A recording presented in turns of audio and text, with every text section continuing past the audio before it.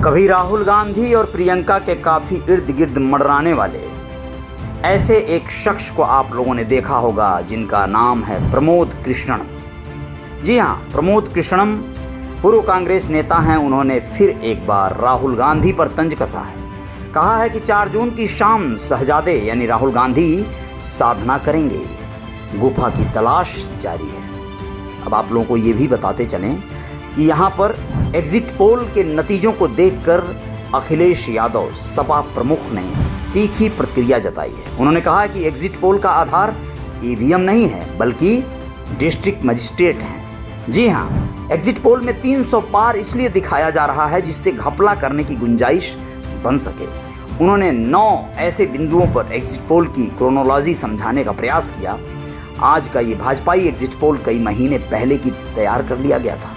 इस पोल को आधार बनाकर भाजपाई सोमवार को खुलने वाले शेयर बाजार से आते जाते लाभ उठाना चाहते हैं। भाजपाइयों के मुरझाए चेहरे सारी सच्चाई बयां कर रहे हैं, ऐसा उनका कहना है। अब आप लोगों को ये भी बताते चलें, रायबरेली से कांग्रेस प्रत्याशी राहुल गांधी ने दिल्ली में कहा यह एग्जिट पोल नहीं है, इसका नाम मोदी मीडिया पोल है। ये मोदी का फैंटेसी पोल है।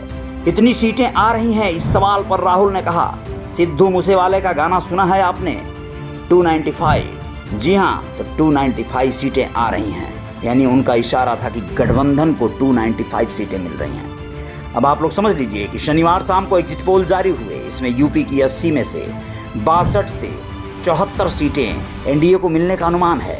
समाजवादी पार्टी और कांग्रेस के इंडी गठबंधन को 9 से 13 सीटें मिल रही हैं। मायावती 2014 के बाद एक बार फिर शून्य पर सिमट रही हैं, ऐसा एग्जिट पोल वालों का दावा है। अब आगे आपको बताते चलें कि प्रधानमंत्री नरेंद्र मोदी अपने मौन व्रत से लौट आए हैं और 2 जून को अलग अलग मुद्दों को लेकर 7 बैठकें करेंगे। इसमें एक मीटिंग में नई सरकार के पहले 100 दिनों के एजेंडे पर मंथन होगा। यानी पूरी आत्मविश्वास और ऊर्जा से भरकर पीएम लौटे हैं कि वो नई सरकार बनाने जा रहे हैं और 100 दिन क्या कार्य करेंगे। इस पर तमाम तरह की बहस और तमाम तरह के चर्चे होंगे, मशवरे होंगे। लोकसभा चुनाव की वोटिंग के अगले दिन ही शीतल अंगुराल ने विधानसभा अध्यक्ष को पत्र लिखकर कहा अगर अब तक उनका इस्तीफा स्वीकार कर लिया जाता तो पश्चिम हलके में दोबारा चुनाव करवाने पड़ेंगे, जिससे सरकार का चुनाव खर्च भी बढ़ जाएगा। यही वजह है कि वो अपना इस्तीफा वापस ले रहे हैं। आप लोगों को बता दें, पंजाब के जालंधर वेस्ट से विधायक शीतल अंगुराल ने रविवार को अपना इस्तीफा वापस ले लिया है। अंगुराल 2022 में हुए विधानसभा चुनाव में आम आदमी पार्टी की टिकट से चुनाव लड़कर विधायक बने थे। लोकसभा चुनाव से पहले 27 मार्च को वह भाजपा में शामिल हो गए थे। इसके बाद उन्होंने विधायक पद से इस्तीफा भी दे दिया था। विधानसभा अध्यक्ष ने वेरिफिकेशन के लिए 3 जून को शीतल अंगुराल को बुलाया था। अब उन्होंने अपने सोशल मीडिया अकाउंट से मोदी का परिवार वाला स्लोगन हटा लिया है। उनके भाई राजन अंगुराल ने एक पोस्ट शेयर किया जिसमें उन्होंने जय भाजपा और तय भाजपा लिख दिया था, लेकिन ये कयास लगाए जा रहे हैं कि अभी भाजपा में शामिल नहीं होंगे बल्कि वापस आप में आना चाहते हैं। सांसद सुशील कुमार रिंकू के साथ भाजपा में शामिल होने के लिए दिल्ली पहुंचे थे महोदय। उनके भाजपा में शामिल होने के बाद जालंधर में आम आदमी पार्टी के वर्करों ने उनके घर के बाहर जमकर नारेबाजी की थी। वहीं उन्हें पार्टी का गद्दार तक करार दिया गया था।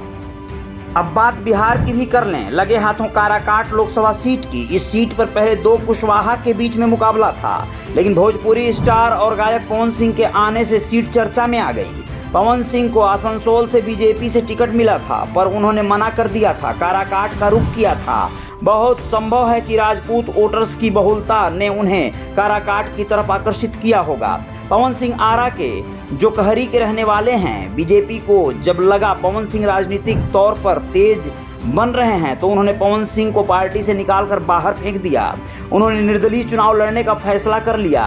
यहां से राष्ट्रीय लोक मोर्चा के उपेंद्र कुशवाहा एनडीए के प्रत्याशी हैं। इंडिया गठबंधन के प्रत्याशी माले से राजा राम सिंह कुशवाहा हैं। 2 कुशवाहा के बीच की लड़ाई को भोजपुरी स्टार पवन सिंह ने न केवल त्रिकोणीय बना दिया बल्कि रोचक भी बना दिया है। युवा और राजपूत जाति के लोग पवन सिंह की तरफ आकर्षित भी हो रहे हैं। अब देखना होगा कि आने वाले 4 जून को परिणाम क्या आते हैं, कहां से कौन जीतता है, आजमगढ़ से दिनेश लाल यादव निरहुआ या फिर धर्मेंद्र यादव, या फिर ऐसे ही सीटों पर गोरखपुर से रवि किशन या फिर काजल निषाद। आप बने रहिएगा, हम हर मोर्चे पर आपको इत्तला करेंगे। जय जयकार जारी रहेगी। रियल रिपोर्टर न्यूज स्टार को सब्सक्राइब कर लीजिएगा। अगर आप फेसबुक पर हैं तो फॉलो करना मत भूलिएगा। जय हिंद, जय भारत, शुक्रिया।